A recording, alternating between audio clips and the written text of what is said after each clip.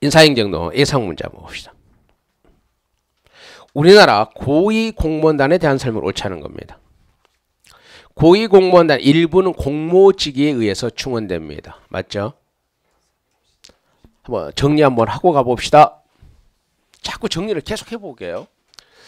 SES입니다. 과장급입니다. 오케이.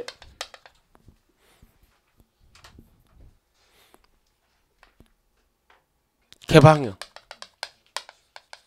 몇 퍼센트? 여기 20. 공모직이 30. 여기 몇 세? 여기가 20입니다. 이제 과장급은 공모직이가 20이죠. 오케이. 내비하고 나머지는 부처 자율이 주는 거야. 내비고. 개방형은 둘 다 똑같이 20%예요. 오케이. 근데 차이점은 뭐냐면 공모직에 가서 차이가 있어요. SES는 공모직이가 30%인데 과장급은 공모직이가 20%예요. 오케이. 정리해야죠. 그다음 이게 이제 중앙정부란 말이에요. 그럼 지방정부는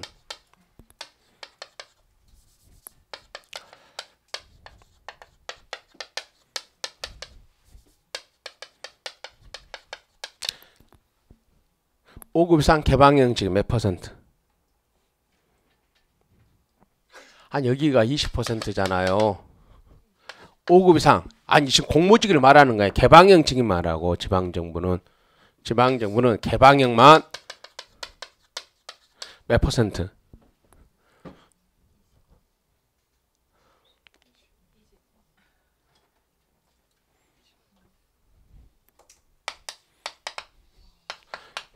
(10%).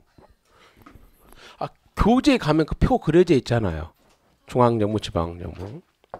여기까지만 해요. 여기까지만. 자꾸 써보는 거예요. 오케이. 요거 달라.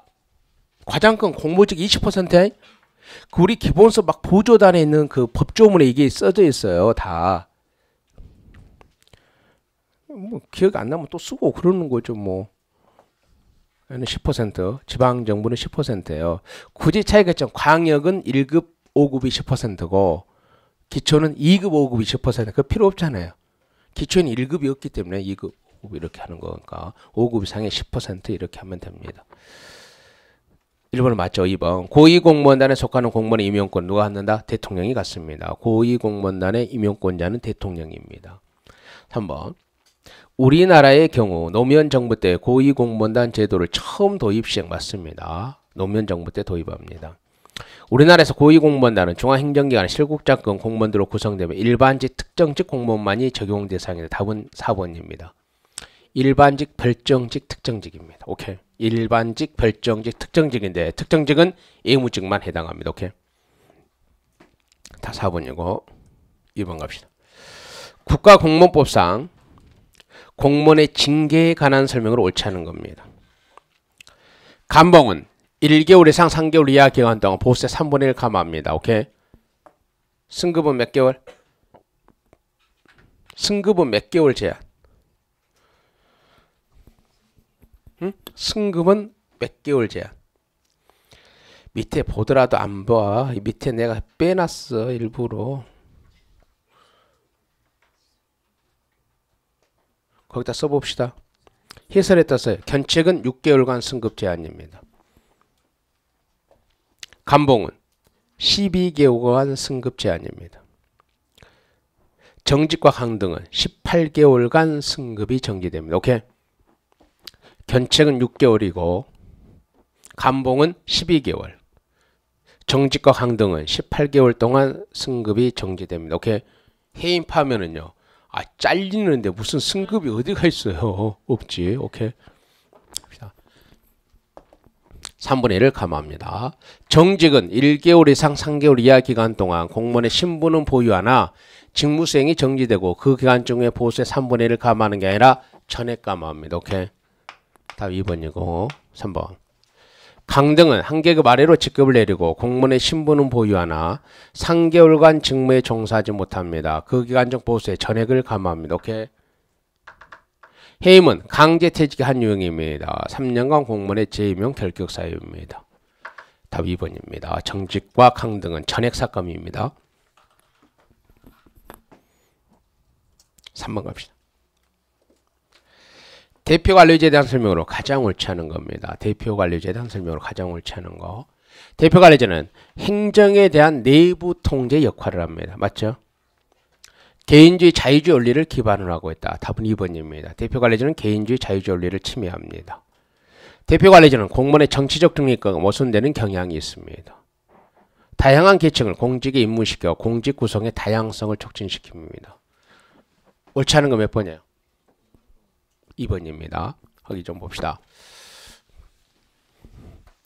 대표관리제는 소극적 대표예요. 소극적 대표. 소극적 대표가 뭐예요? 사회의 인적 구성 비율을 그대로 뭐한다? 관료의 인적 구성 비율로 일치시켜야 되죠. 봅시다. 우리 사회의 인적 구성 비율이 있단 말이에요. 이걸 관료의 인적 구성 비율로 그대로 일치시켜야 된단 말이야.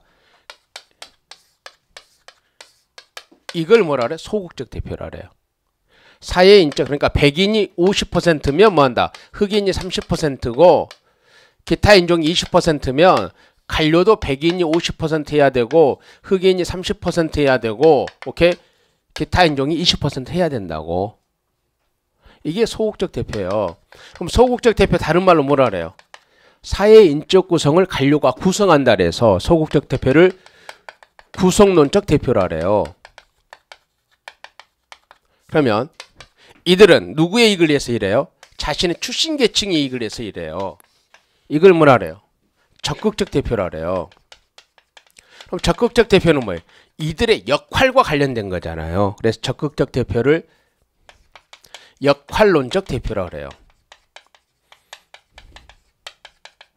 오케이. 동의합니다. 그러면 소극적 대표가 적극적 대표로 연결된다는 것은 사회화에 의한 뭐다?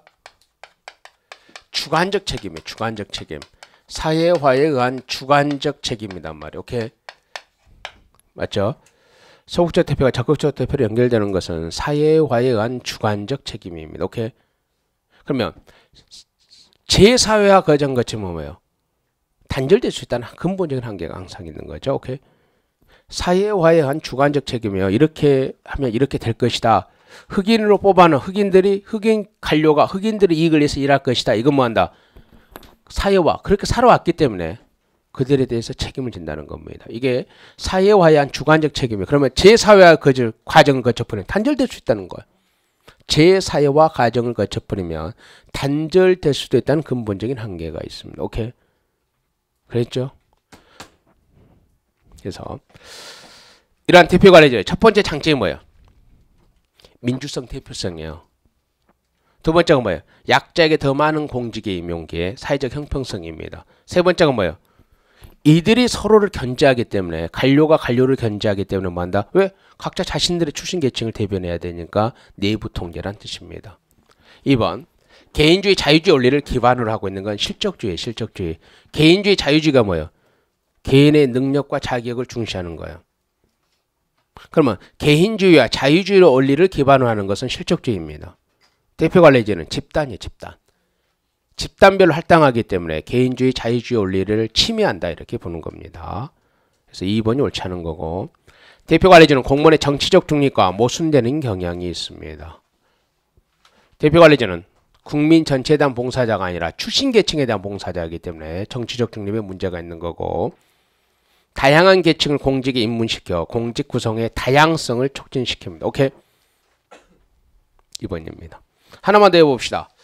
대표관리제는 국민 주권의 원리를 침해합니다. 왜? 내부 통제를 흡수되기 때문에 국민이 통제하는 게 더 약화돼요. 그래서 국민 주권의 원리를 침해한다. 이것도 성립합니다. 4번 갑시다. 계급제와 직위분리제에 대한 설명으로 가장 옳지 않은 겁니다. 직위분리제는 직렬 간의 인사이동을 원칙적으로 허용한다. 맞아요? 틀려요? 틀리죠. 직위분리제는 직렬 내에서만 인사이동이 돼야죠. 직렬 간의 경계를 벗어나서는 안 됩니다. 직위분리제는 직렬 내에서만 인사이동을 인정합니다. 답 1번이고 2번. 직위분리제는 계급제에 비해서 교육훈련 수요 파악이 용이합니다. 어떤 의미에서? 어떤 의미에서? 미리 정해진 직무가 있고 그 직무를 수행하기 위해서 사람을 선발한단 말이에요. 그러면 교육훈련도 미리 정해진 직무에 대해서만 교육훈련 하면 되는 거예요.